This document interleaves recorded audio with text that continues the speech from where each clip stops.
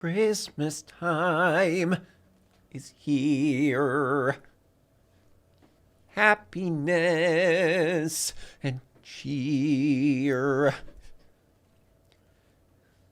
It's Christmas. So I don't know about you guys, but when I was a little baby boy, Christmas was filled with holiday specials, especially when it came to Nickelodeon. I feel like my most watched Christmas special would obviously be the Spongebob Christmas special. I used to watch that all the time when I was younger. And so today, what I wanted to do is take all of the Christmas specials that I used to watch when I was younger and rank them. No, I'm not gonna watch every single Nickelodeon special. This is just gonna be the ones of shows that I used to watch or I have watched at some point or another. I know there's a bunch of new shows with a bunch of new Christmas specials. No one cares, all right? New Nickelodeon, it sucks. Like, let's be honest, compared to old Nickelodeon, it's kind of cringe. You know, it has nothing to do with me being older, by the way. But I'm going to be going over shows like Danny Phantom, Fairly Odd Parents, Invader Zim, Rocket Power, and the list goes on. And at the end of this video, I'm going to rank every single episode in terms of, you know, 1 to however many I'm doing. You know, number 1 being the best, and then further down it goes is the worst. If you guys were like me, you know, a young little whippersnapper, and you watch all these Christmas specials, or maybe you've never even seen these before and you're kind of curious with how the early 2000s Christmas specials were. Come along with me on this ride and we're going to be going over all, or I would say all the important ones. All right, not all of them. And I'm not going to be going over these in any particular order. At the end is when I'm going to be ranking them all. I'm just going to be doing them randomly, and then I'll tell you my picks at the end. So let's start with the one that I watched the most, the SpongeBob SquarePants Christmas special. Now, this one has a special place in my heart, but I'm not going to be biased, by the way, on my ranking systems, all right? This is season 2 SpongeBob, the pinnacle of SpongeBob, the only time that SpongeBob was actually good. And this episode is a special, and you guys know how SpongeBob SquarePants Christmas specials go. You got Patchy the pirate, you know, Tom Kenny doing his whole pirate spiel at the beginning of the episode, introducing SpongeBob and talking about how big of a fanboy he is. And I'm just gonna say it, I'll be honest here, I never really liked Patchy the pirate, but at the same time, it always has felt like endearing when he shows up, you know what I mean? Because when he shows up, you know it's going to be a special SpongeBob episode. So that in of itself makes Patchy a good character. So how the episode starts out is SpongeBob obviously figures out about Christmas from Sandy Cheeks. And after he learns about this, he wants to spread Christmas, you know, doing his whole SpongeBob thing. He wants to spread it to everyone in the entire Bikini Bottom area. But SpongeBob ends up convincing everyone in the town that Santa Claus is real, and they all write their little letters to Santa Claus saying, I want this, I want that. And yes, Santa Claus is real. I don't want any Santa deniers in the comments section, all right? And I am not a Santa denier. I'm a Giga Chad Santa believer, okay? If anybody sees a Santa denier, just turn the other way, all right? They're nothing. And obviously throughout this, Squidward is sitting there like, yo, this is really stupid. Everyone in this town is stupid, which, you know, as an adult, and as many of you as adults can now probably sympathize with Squidward. Whereas when we were kids, we were more like, oh, this guy's annoying. He's stupid. But now as adults, we're like, okay, I am Squidward. I've been Squidward this whole time. So he takes everyone's wish, puts it in a little bottle, and sends it to the top of the ocean with this little contraption that he made. And Squidward's still like, yo, everyone's stupid, everyone's dumb, Santa's not real. And then we get the SpongeBob Christmas song, which I will mention in many of these episodes I'm going to talk about, there is music. And throughout all of them, the only one that isn't painfully bad is the SpongeBob one. Because honestly, I feel like the music in SpongeBob has always been great. And let me rephrase that. In the first 4 seasons, every song that was made is normally a good song. I don't know about anything past season 6, nor will I watch. But yeah, this Christmas feels like the very first Christmas to me. Mwah. Banger song, the only banger Christmas song throughout every episode I'm going to talk about, I'll be honest. And I remember when I was a little kid and Mr. Krabs did his octave up very first Christmas to me, I always cracked up laughing. Man, back when simpler things made me laugh. So they sing throughout the night, and the next morning comes, everyone starts to realize, hey, Santa's not here, SpongeBob's a liar, everyone gets mad and leaves, and obviously SpongeBob is really upset. And Squidward being Squidward, he likes to rub things in when he's right. He comes out of his house and acts all Christmas spirit and even takes a picture of SpongeBob crying and is laughing at him while he's crying. And something that is hilarious about this episode, because I didn't realize it when I was a kid, is when Squidward's, you know, singing the very first Christmas song to mock SpongeBob, randomly a donkey appears and starts making donkey noise, and I was always confused on what that meant. And obviously now I realize that they were just calling Squidward a jackass. But SpongeBob ends up handing Squidward a present and starts bawling his eyes out and leaving. And Squidward finds out that SpongeBob handmade a wooden clarinet for him, which makes him feel again like a jackass. And so Squidward comes up with this plan to make SpongeBob happy. He ends up dressing up as Santa Claus and acting like Santa Claus in order for, you know, SpongeBob to feel better.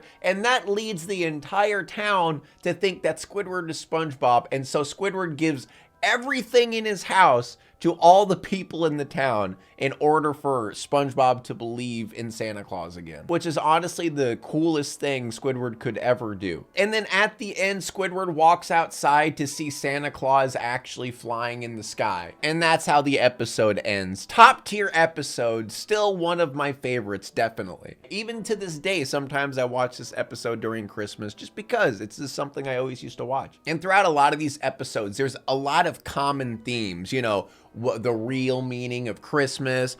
It's about giving, not getting. It's about family, you know, blah, blah, blah. So I honestly will rate a lot of these depending on how basic the moral of the story is, because some of them get really creative with it. Because I feel like the SpongeBob one was a more unique way of doing things. But some of these episodes are very, very just straight basic to the point type lessons. Like next one we're going to talk about, the Fairly Odd Parents. This whole lesson is basically kids who are like, "Oh, I wish it was Christmas every day." So then they took that and made it a reality with, you know, the fairy wish dealio. And yes, we are talking about the cartoon Fairly Odd Parents. We aren't talking about the new live action shit. And yes, I know Butch Hartman turned out to be a complete weirdo and kind of an asshole, but it doesn't matter. All right, we're here to talk about the show. So the episode starts off with classic Vicky stuff, you know, her being a complete asshole, making Timmy wrap up a bunch of fruitcakes just so she could burn them for no reason. But it ends on a happy note because Timmy's parents come home early and send Vicky home early, so, you know, he actually gets to spend Christmas with his parents this year because he normally doesn't get to. And Timmy's dad throughout the episode has that like obsession with eggnog that is quite comedic, and I enjoy it throughout. But anyway, Timmy has Christmas. He gets a billion presents. You know, it's an amazing day. And then he starts singing his Christmas song. You know, I wish it was Christmas every day, blah, blah, blah. And this song, not as good. I would say not bad. You know, not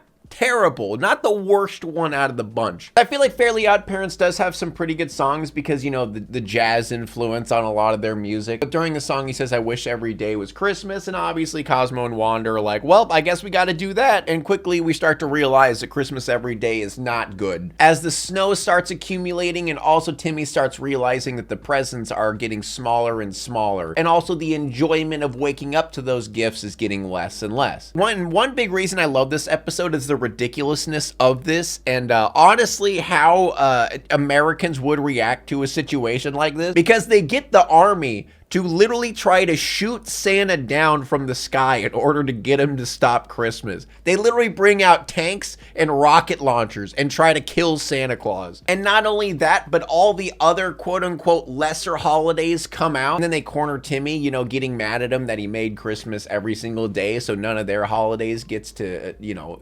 shine at all. Cosmo and Wanda finally tell him the truth, that whenever he made the wish for Christmas to be every day, that's a problem because apparently all the fairies accumulate all their power and send it to Santa Claus on Christmas. So Cosmo and Wanda don't have enough power in order to make it, you know, stop being Christmas every day. So Timmy, without the power of Cosmo and Wanda, has to snowmobile his way all the way to the North Pole in order to get to Santa Claus and figure out a way to get him to stop Christmas. He sends a message out to a bunch of other children who hear his message and try to help him save Christmas along the way. And then we get a hilarious fight action scene with all of the quote-unquote lesser holidays attacking Santa Claus and getting him to stop Christmas. And then right when the Easter Bunny was literally about to kill Santa Claus, a bunch of other children come to save the day. I guess the message that Timmy sent all of the other kids went to the North Pole as well in order to help Timmy. And the way that Timmy got Christmas to stop is he told all of the children to write Santa a letter saying, hey, can you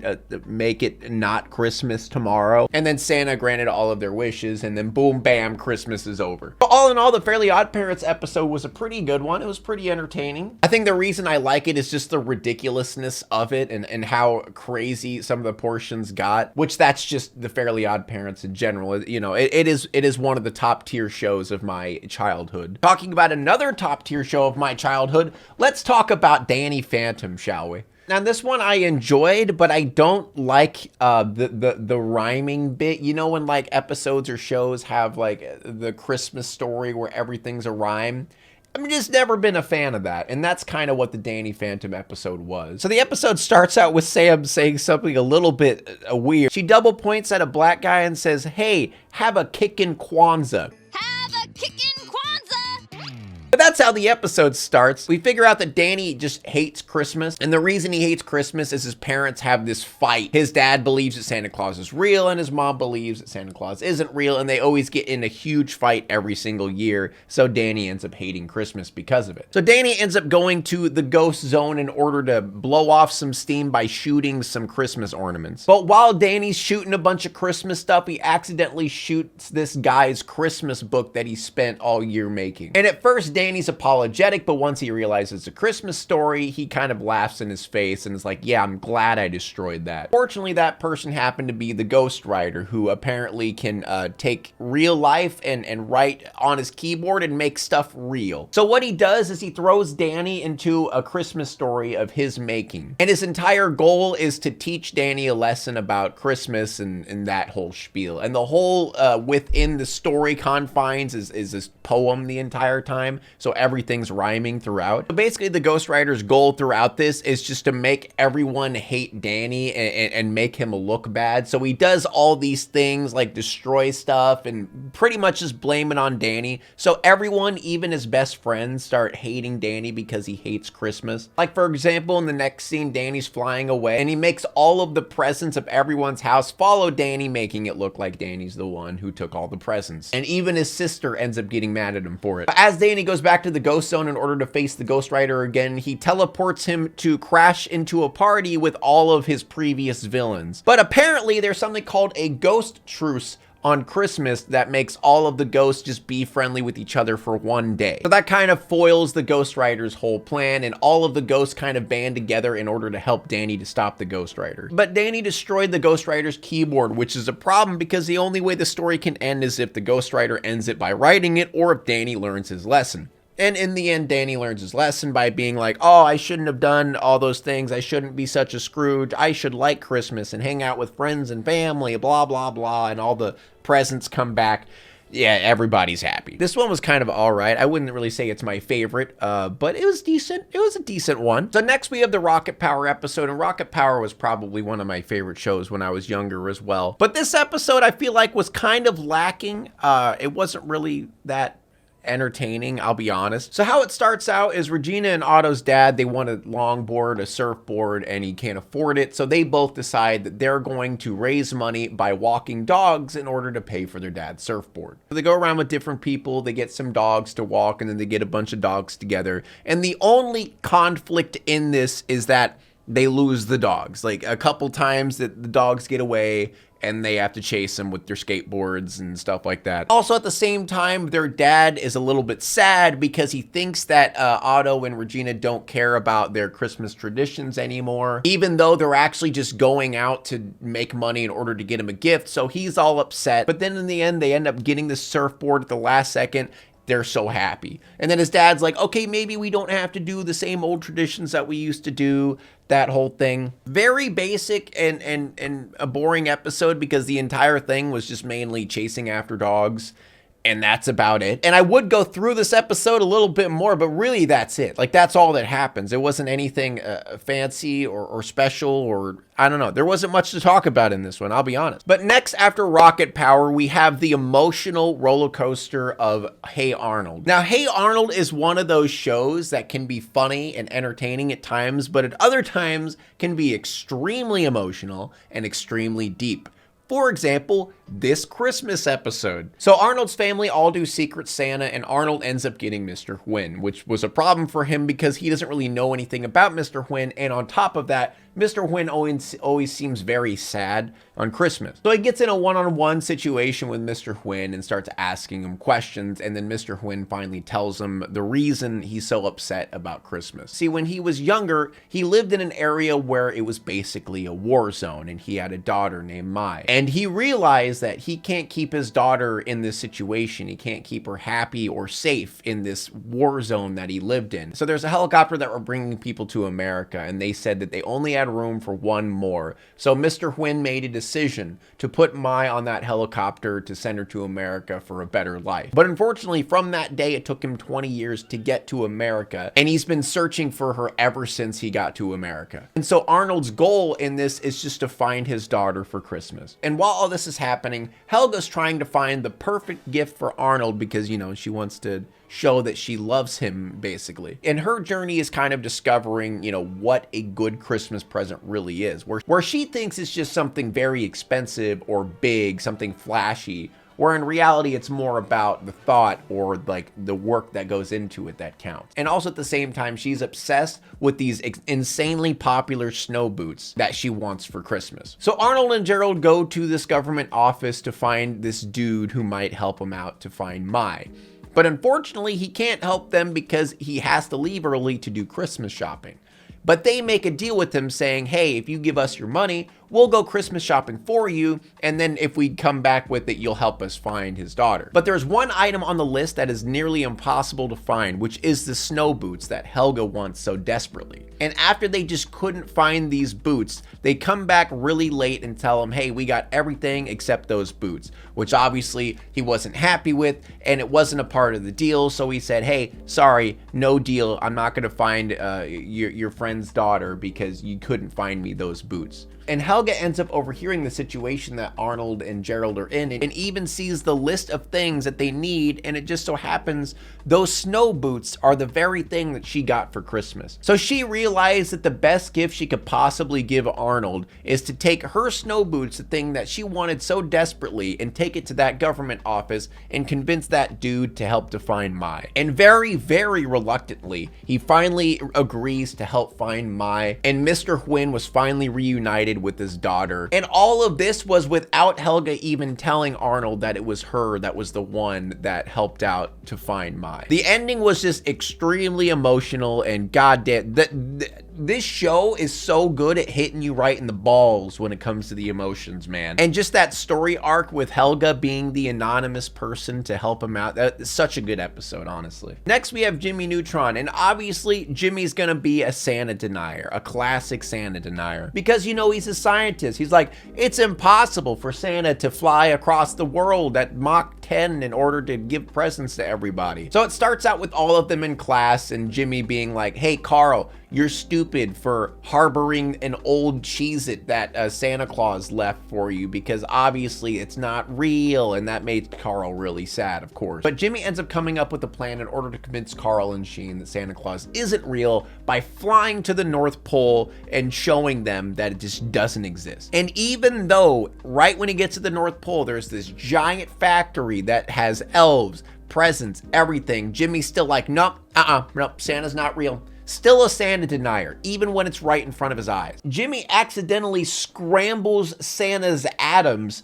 so Santa's not able to send all the presents to all of the children. So in order to prove to everyone once and for all that Santa Claus isn't real, Jimmy's like, I'm gonna be Santa this year. I'm gonna take all the presents and show all of you fools that Santa's not real. So that's what they do. They use the infinity box of hell in order to store all the presents, and he flies across the world in order to give presents to everybody. And right when things started to look like he was able to do it, he forgot about Retroville. And obviously this makes Carl happy because he's like, yeah, bitch, you couldn't do it. I know we're falling to our death right now, but hey, at least Santa Claus is real. And that makes it even more true because Santa comes to save him with this tractor beam thing where Jimmy realizes that Santa is real and also that he uses science to his advantage to get around the world. And also throughout this episode, there's like a funny little side thing where Jimmy's dad, in order to help Jimmy, because everyone hates Jimmy now.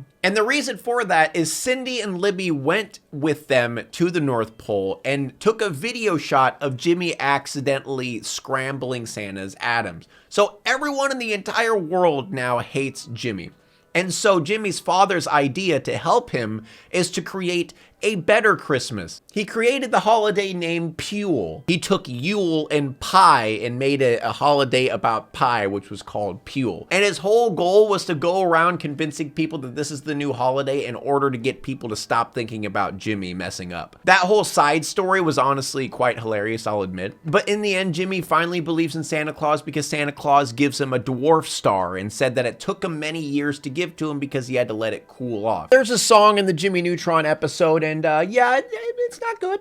I don't like it. I would say it's probably the lowest tier song in any of these. It's kind of the equivalent of like a 3rd grade Christmas musical special that they do, which I mean, that's on purpose. Like, obviously it's supposed to be like none of them can sing and that's the joke, but I just didn't like it. That's all it is. Next we have Invader Zim, which I just want to say, definitely most creative episode, which that's just Invader Zim. Now, honestly, as a child, I feel like I wouldn't have liked this as much as I do now, just because Invader Zim's comedy is so good. Just how stupid it makes, like, people in humans in general. I just love it so much. Invader Zim is probably like my favorite show that came out of Nickelodeon. Now, the beginning of this episode's hilarious because it starts out with a snowman named Mr. Sludgy that is talking to these children. I don't really know if you'd call them that, these creatures, I guess. And they're 2 million years in the future. And they ask about the story of the most horrible Christmas ever, which is the Invader Zim story. And it starts out with Zim trying to make money by having Gur eat snow in hopes that people will give him money for that spectacular thing that he's doing. But he starts to see a bunch of people, you know, in Santa Claus costumes doing the thing where they ring the bell and people donate to charities and stuff like that.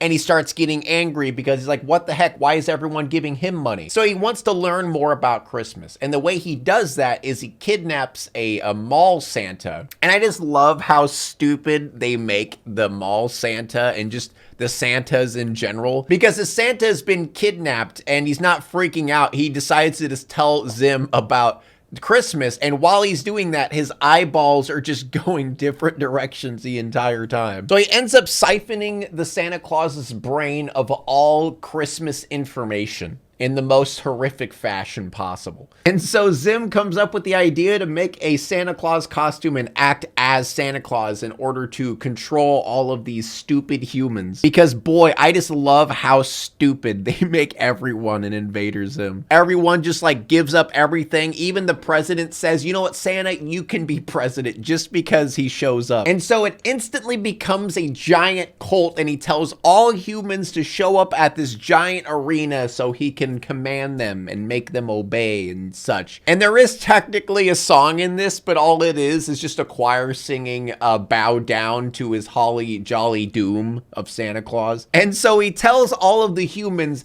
that you're gonna make a teleporter to send all of you to your doom. And then one guy asks, yeah, but is that fun and Christmassy? And Invader Zim's response is, yes, you fool, and everyone just cheers. And Dib obviously comes out to stop Zim by telling everybody, hey, remember when you guys believed that an escaped gorilla was Santa Claus? Basically saying, hey, y'all are stupid, this isn't the real Santa Claus. But Zim instantly gets him taken away into the jingle or jolly prison or whatever, which is just candy cane, so Dib breaks out easily. So Zim starts running into a problem. The Santa costume is full of like Christmas stuff and Christmas joy and holly jolly crap, and that's starting to seep over to Zim himself, making him act like what Santa Claus would actually act like. But as everyone starts building this teleporter to send all of humanity to their doom, Santa suit starts taking over Zim to the point that Zim gets sucked inside of it. Dib ends up coming back in a giant robot suit that his dad made because his dad hates Santa Claus as well because he got socks every Christmas. And then it turns into a giant battle where the Santa Claus turns into like a giant monster that fights Dib's robot. But he ends up winning and sending the Santa suit to space, and the end is even more hilarious because Dib is speaking reason to all of these people like, hey, would Santa Claus mutate into a giant spider creature that would try to destroy the world? And how Zim convinced everyone that Dib is wrong as he put on a platypus costume and he called himself the Easter platypus and gave everyone shrimp. And then he said, who are you gonna believe, Dib or the Easter platypus? So everyone obviously believed the Easter platypus. I mean, who wouldn't? And how it ends is it goes back to the snowman telling these creatures the story, and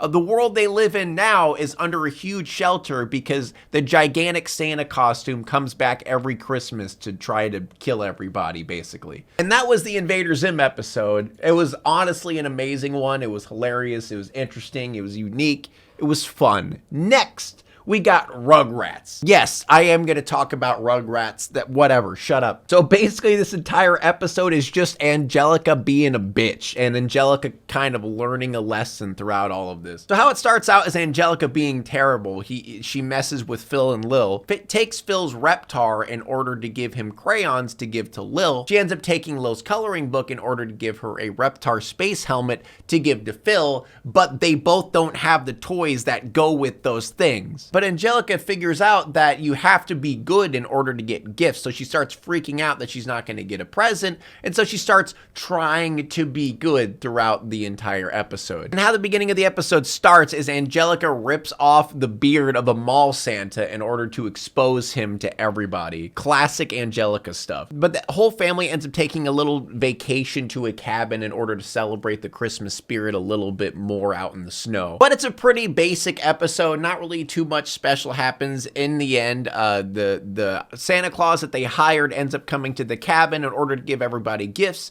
And Angelica realizes that as long as you try to be good, even if sometimes it doesn't work out, that still is being good. And in the end, she even ends up giving back their toys to Phil and Lil. The whole episode was kind of centered around Angelica being a bitch and learning a little bit of a Christmas lesson in the end. But obviously, you know, she goes back to being a bitch in later episodes. Next, we have As Told by Ginger, a classic show that I feel like is underrated, that not many people talk about, that covers a lot of deep things. This one is a more interesting one because it actually had to do with Ginger figuring out that she's part Jewish. So she wants to celebrate a Jewish holiday on top of Christmas as well. And we have Carl, who doesn't believe in Santa and doesn't believe in Christmas. And the main reason is because he always wishes for his dad to come back every year, but his dad never does. And I just want to say the end of this episode leaves me conflicted. I'm not going to lie. But throughout the episode, Ginger gets a little bit too obsessed with the Jewish holiday, and a lot of her friends obviously want to celebrate Christmas with her, and there's a little bit of a fissure because, you know, they want to hang out and do Christmas stuff, but she's too focused on making like a Hanukkah party instead. And Carl, on the other side, he told his friend about how, you know, he wishes for his dad every year and it never works out, so he stopped believing in Christmas. So his friend goes up to a bell Santa, the one who stands outside, and that bell Santa happens to be Carl's father. And his friend, who believes that's just Santa, he tells him, hey, Carl really wants his father to be there this year. And his father's like, I mean, are you sure he actually wants me? And he's like, yeah, he does, thinking that it's Santa. And Ginger's friends gets a little bit, you know, upset about her not celebrating Christmas and rather celebrating Hanukkah instead. So Ginger decides to try to cram Christmas and Hanukkah in the same party, which makes her insanely stressed out and just upset in general. But anyway, in the end, Ginger ends up having her party that's a mixture of Christmas and Hanukkah, and obviously she gets really stressed out and really upset, and her friends even realize, okay, maybe we shouldn't have pushed Christmas on her so hard and just let her celebrate the Jewish holiday that she wanted to celebrate instead of trying to force her to do Christmas like always. And on top of that, Carl's father ends up showing up to the party, and this is where I have mixed feelings on this. I don't know the history of their father, but it seems like he kind of just dipped and never showed up to celebrate anything with his kids again. And all of a sudden he shows up for Christmas. It just feels off and weird, and it kind of just makes me hate the dad, because the entire time he's there, he gives Carl a gift and he gives Ginger a gift, and he's just like, okay, I need to leave. Like, the entire time he's just constantly like, I need to get out of here, I need to leave, I don't want to be here. But he does end up staying and actually helps them stop a fire, and at the end it does seem like they're all happy and stuff like that. But it just makes me hate the dad, because regardless if he came back and stuff like that, number one, it seems like he doesn't want to be there, and number two, like, he never shows up ever, and all of a sudden he does. And I don't know, it's a weird episode. It's kind of an emotional episode, but it's a pretty good one. I liked how they talked about the Jewish holiday and the mixture of it. And I feel like it's the only Christmas special I've seen that's even talked about other holidays, except, you know, Danny Phantom and Sam talking about Kwanzaa.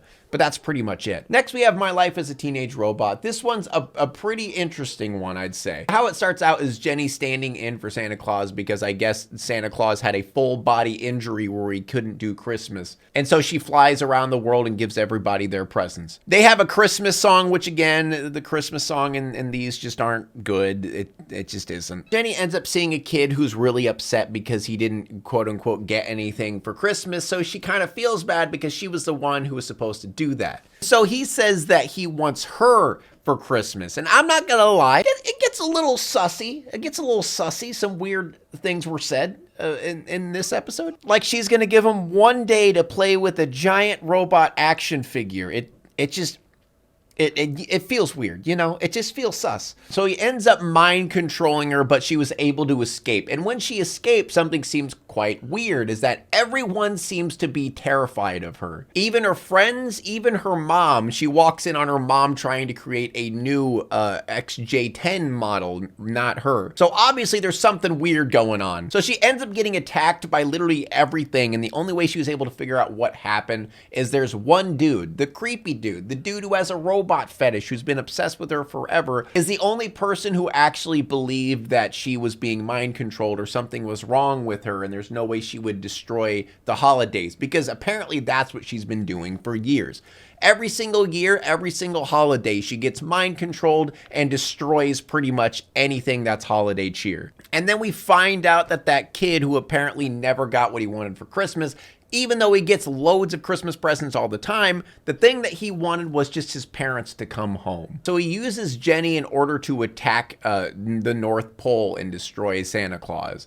So there's like a huge fight between an army of elves and Jenny. And there's even a big 1v1 boss battle between Jenny and Santa Claus. And then in the end, Todd comes out and confronts Santa Claus, but it turns out Jenny actually broke the mind control device a while ago and was just using him in order to show Santa Claus that it was Todd that was doing all of this and not her. And then in the end, Jenny shows him the quote unquote true meaning of Christmas, which is giving, not getting. And he ends up giving a gift to someone, and that makes him completely turn character and is now a super happy, joyful kid. And also Todd's parents ends up coming in the end, and then everybody is happy. That episode was pretty fun just from all the action scenes and stuff like that. And next we have Rocko's Modern Life. This one was a pretty basic one. I could summarize this pretty quick. There's not really much to go through. Long story short, Rocko wanted to hang out with his friend Heifer for Christmas, and it turns out word got around and it turned out to be a huge Christmas party. But unfortunately, Mr. Big Head thought that he wasn't invited to the party and got pretty angry and started spreading rumors around about Rocko's party, and then no one ended up wanting to go. Also throughout this, there were elves that moved next door to Rocko. And there was this one little elf who Rocko ended up helping a few times. And there's like this thing where there's no more Christmas cheer, blah, blah, blah. And that there's only one elf who's ever made it snow. And in the end, Big Head realized he was invited. It just got lost in the mail. And then they had like a big get together at the end. And also the elf, the little elf, the one that no one thought was a special elf, was the one who made it snow. It was a pretty basic story. There wasn't too much going on with it, but it it was a decent one. And then last but not least, we have the Wild Thornberrys. Now this one is another one I could summarize pretty quick. Basically, Eliza had this gift that she got for her parents. It's like this really cool gift. Also, they have like all this food that they're making. They have all these Christmas lights. And unfortunately, the gift, the Christmas lights, and the food all had to be used in order to protect animals or protect themselves. Like, for example, there was an ostrich that needed warmth in order to get their eggs to hatch. So she ended up using the camera warmer that she got her parents in order to get the eggs to hatch. And there's another instance where a zebra was getting chased down. And so she ended up putting the Christmas lights around the zebra so it'd keep the jackals away from the zebra. And also there was a lion who was starving who wanted to eat them. And so she ended up giving him all of their food that they had for Christmas in order to protect their lives. And then in the end, they're all like, oh, it's not about the presents or the food or blah, blah, blah. It's all, we're just a happy, happy family. And you did something good for all the animals, Eliza. Good job. But there you have it, ladies and gentlemen. That is all of the Christmas specials, or at least the ones that I watched. I know I missed some, all right? Don't get mad at me. I know I missed a few, but whatever. What are you going to do? And now it's time to rank them. I'm just going to go from bottom to top on this. Okay, so number 12, my least favorite out of the bunch, unfortunately, it has to be Rocket Power. Now, don't get me wrong. This doesn't mean Rocket Power is a bad show. It honestly was one of my favorite shows. But it was literally just them chasing dogs around the entire episode. There wasn't anything fun or interesting. There wasn't much character lessons. There wasn't any development. There wasn't any heartfelt anything. It was just, they chase dogs, they get their dad a present, and that's the end. And number 11, we got Rugrats. This is just Angelica being a bitch, and then she figures out, hey, maybe I shouldn't be a bitch for Christmas.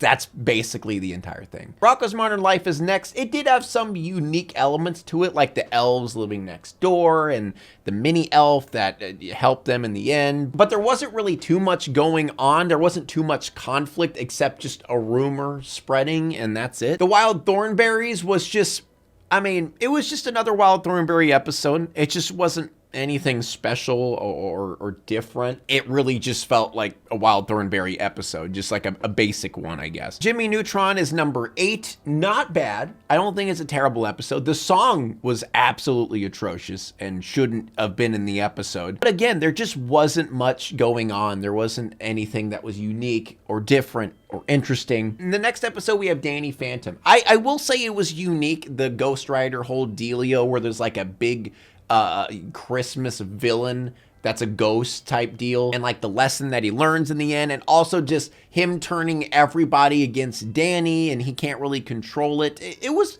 a pretty good episode. I just didn't really like the rhyming, honestly. It's just not my thing. And number 6, we have My Life as a Teenage Robot. Honestly, just the action sequences, the mystery, the trying to figure out what's going on, the actual kind of wholesome nature of the villain, and it's not like a greedy reason that he's doing this, and it's mainly with the fact of he wants his parents back. Number 5, we have the Fairly Odd Parents, and that's just because it's the Fairly Odd Parents. The ridiculous nature of it, the eggnog with Timmy's dad, the whole concept of all the fairies giving their power to Santa Claus, it meshes with the story really well and it makes a lot of sense. Number 4 is As Told by Ginger, and that is because of the emotional nature of it, the kind of drama with Carl's father and him coming in there, the whole representation of the Jewish holiday and how it was put in there, and the selfish nature of her friends wanting Christmas when they realize that they should just accept all holidays regardless, that type of deal. It had a good combination of wholesomeness, some drama, some just interesting stuff. It felt real. You know, it felt like real, some deep, meaningful things going on. Number 3, SpongeBob. I know you all thought that would be number 1, but no, it's not. SpongeBob is number 3. Banger song, banger episode. I love watching it every single year. But there are two episodes that beat out SpongeBob, all right? Number 2, drum roll. No, there's not gonna be. There's no drum roll. I'm not doing a drum roll. Number 2, between the two that are left, is the Hey Arnold episode. Oh my God, this episode emotionally destroyed me. This one is number 2 because the whole situation with Helga doing what she did in order to give Arnold the perfect Christmas gift, completely anonymous, even though she wanted it to be something special from her. Mr. Hwin finally reuniting with his daughter and having his a Christmas so much better now. And just the whole story of Mr. Hwin having to give up his daughter because of the war. Dude, Arnold just has so much deep shit in the kids show. I just love it. And then of course, number one is the last one that's left. That's Invader Zim. It's honestly, it's just Invader Zim. Like, there's so many funny moments, the ridiculousness of how stupid everyone is and how no one listens to Dib's reason. And there's so much going on in this episode. It's so creative. It fits so well within Zim's whole trying to take over the world and figuring out who Santa Claus is. It was so well done. And just the concept of the 2 million year later giant Santa creature that tries to destroy the world, it's so good. Like, I can't get over how good of a show Invader Zim is. It deserves so much better. But let me know in the comments below, what are your guys' top 12? Because I went over 12 episodes. Hopefully I should have timestamped them all so you guys can, you know, see which ones are which. Let me know in the comments below what your list is, and I hope you guys have a wonderful Christmas. Eat some good food, get some good gifts, give some good gifts, be kind to one another, all that nonsense, and happy holidays, whatever holiday you celebrate, whether it be Hanukkah, like in As Told by Ginger, or there's plenty of other holidays you could celebrate. Just have fun. That's all that matters, you know, just have fun. All right, bye.